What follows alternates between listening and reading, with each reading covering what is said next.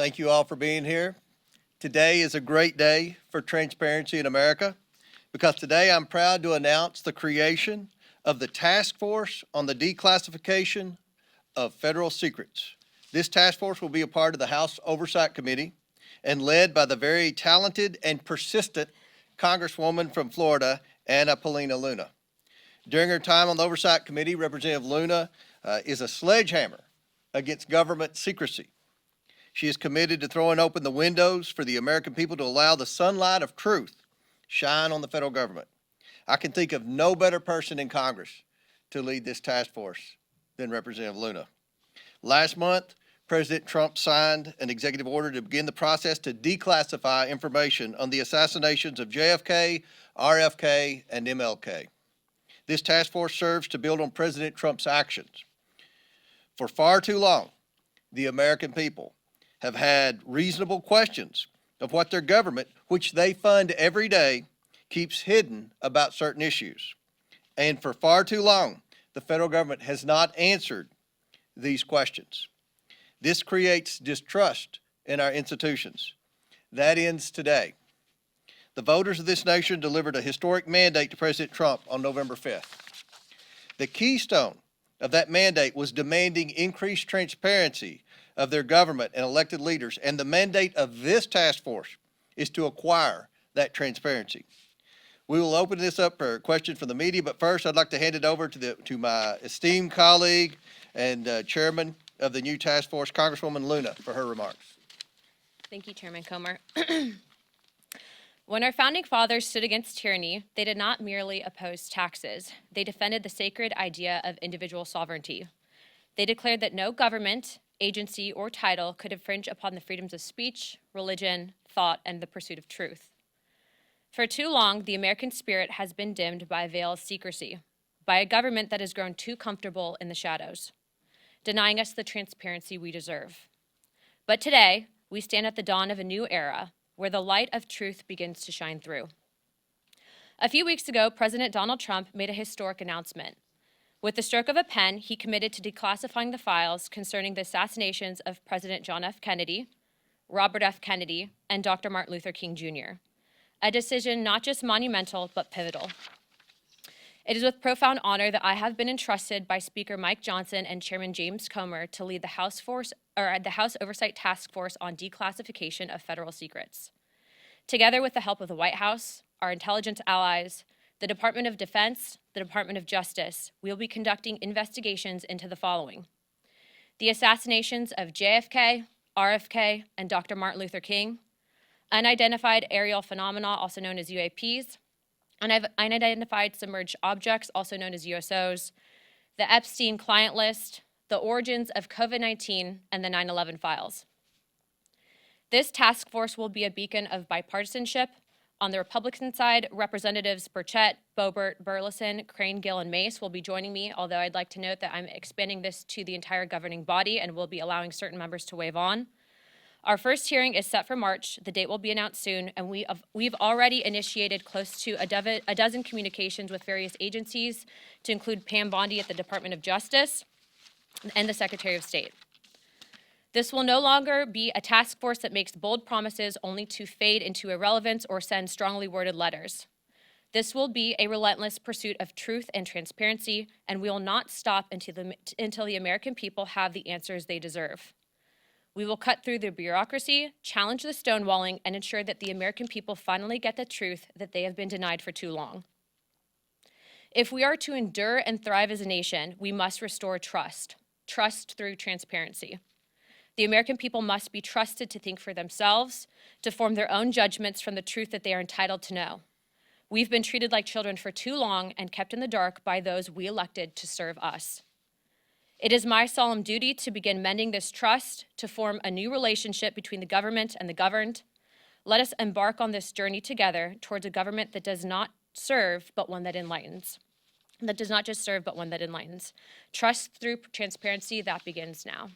Without further ado, we'd like to open it up for questions, as I'm sure many of you have those. Hands up. Thank you, Madam. Obviously, your goals are aligned with the administration's on the declassification of Martin Luther King and the Kennedys. how would you handle if you end up, whether it's President Trump or Attorney General Bondi or DNI Gabbard, if they disagree with, what you're looking to declassify on a certain topic, whether it's UAPs or 9/11 or something like that? How would you handle if there's, some stuff that they don't necessarily want to declassify? Well, certainly, I think that they'd be supportive, being that they're advocating for this. But also, I want to remind the American people that this is bipartisan. There's also Democrats that are looking into answering these very questions. But certainly, we would share that information with the American people. This is about transparency. And I think, again, as I stated for far too long, there's been a massive push to keep the American people in the dark, and that ends today. Do you have subpoena power? Chairman? The task force does not have subpoena power. I do. The task force is going to be subsidiary of the full oversight committee. So if we have to issue one, Congresswoman Luna, we'll discuss it and we'll take appropriate action. But in full transparency, we have a great working relationship, as I stated earlier, with the White House, with the DOJ, with the Secretary of Defense, and the Secretary of State. The incoming FBI director, I think, will be very supportive, and we've also been told that the CIA director is very supportive. To put it in perspective, I think that this issue transcends not just one administration, but multiple administrations, and it hasn't been until now that we've been able to get people actually in positions of power that will push for transparency. Now, if I find that different entities in the various intelligence agencies are stonewalling us, I'm going to make that known to the American people. But as of right now, we are cautiously optimistic. What's your priority list? Because Epstein, 9/11. Our first investigation will be announced, but it's going to be covering on a thorough investigation into the John F. Kennedy assassination. And I can tell you, based on what I've been seeing so far, the initial hearing that was actually held here in Congress was actually faulty in the single bullet theory. I believe that there were two shooters, and we should be finding more information as we are able to gain access into the SCIF, hopefully before the files are actually released to the public. Thank you for doing this. Have you identified the Democrats who will sit on the task force, and could you talk a little bit more about the role of Democrats in this? Yeah, so again, this is a bipartisan commission. Remember, JFK was a Democrat, RFK was a Democrat, and I'm sure that I think the entire conference has a question on what actually happened with Dr. Martin Luther King, but also UAPs. You guys know that that was the biggest bipartisan bicameral hearing that we've ever had, I think, in congressional history. I do not know who their members are yet. They've noticed it, but they're taking this very seriously. This is not a conspiracy theory investigating committee. We're actually looking to present truth to the American people. And it's in my opinion that no one person elected to office is more important or more qualified to look at the information that they've been hiding from us. And so we look to push for that transparency. What sort of witnesses will you expect to have at your hearings? I know you said the first one's in March. Would that be department heads, former employees of various agencies? Would you like to jump Go in? ahead, go Yeah, ahead. I was going to say, based on what we're actually looking to do with the JFK investigation, I'm looking to actually bring in some of the attending physicians at the initial assassination, and then also people that had been on the various commissions looking into, like the Warren Commission looking into the initial assassinations. There's been conflicting evidence, and I think that even the FBI at the time reported some anomalies in the initial autopsy at Bethesda, Maryland. All of those, though, seem to have been rinsed and repeated in the media to push a certain narrative that we don't agree with. And so I think that in order to put to bed some of the theories that have been out there on John F. Kennedy, we have to know the full truth. And the full truth starts with transparency. And that's why these files is so important for the American people to read for themselves. With this task force, what are you hoping to uncover as far as UAPs that you have not already heard from other UAP hearings?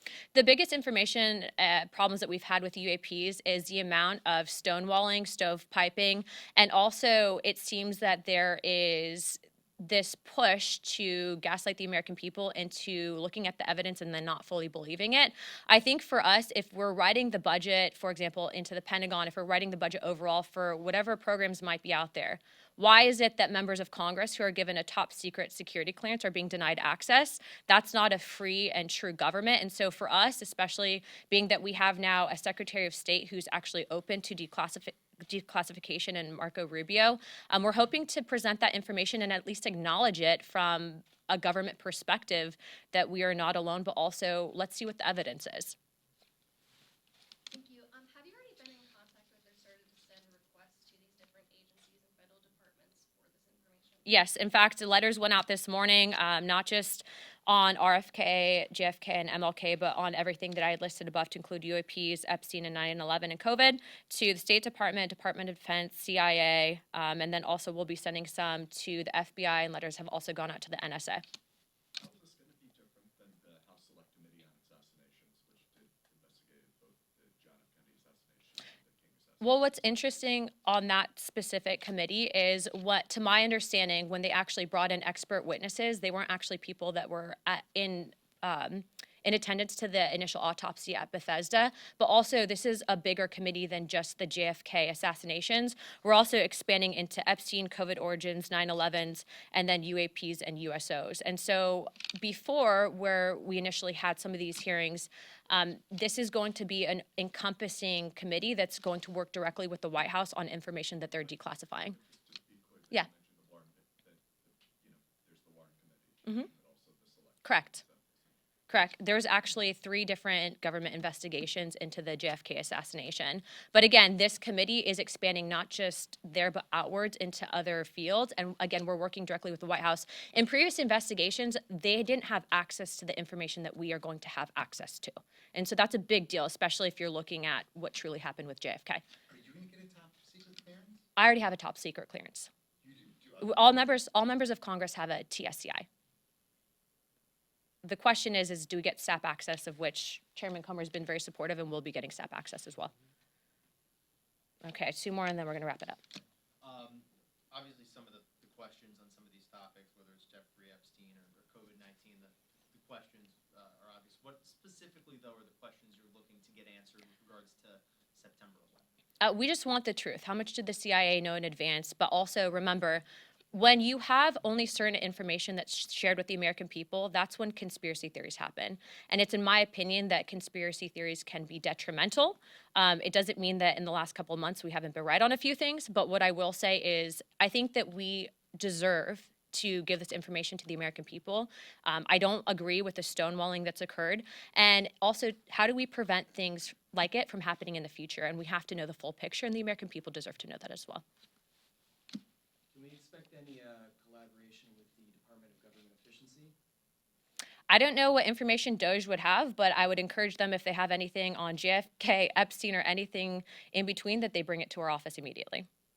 Okay, 1 more and then we'll wrap it up. We have this one. This is for Chair Comer, if you don't mind. Of course. Your oversight of sanctuary cities. Senior City Mayor Eric Adams stands apart from the other Democrats in that he's cultivating a relationship with President Trump and has been critical of sanctuary laws. And what do you hope to uncover with this hearing? Well, we have a lot of questions.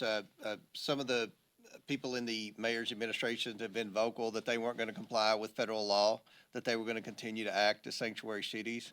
We want to know about coordination and communication they had between the previous administration.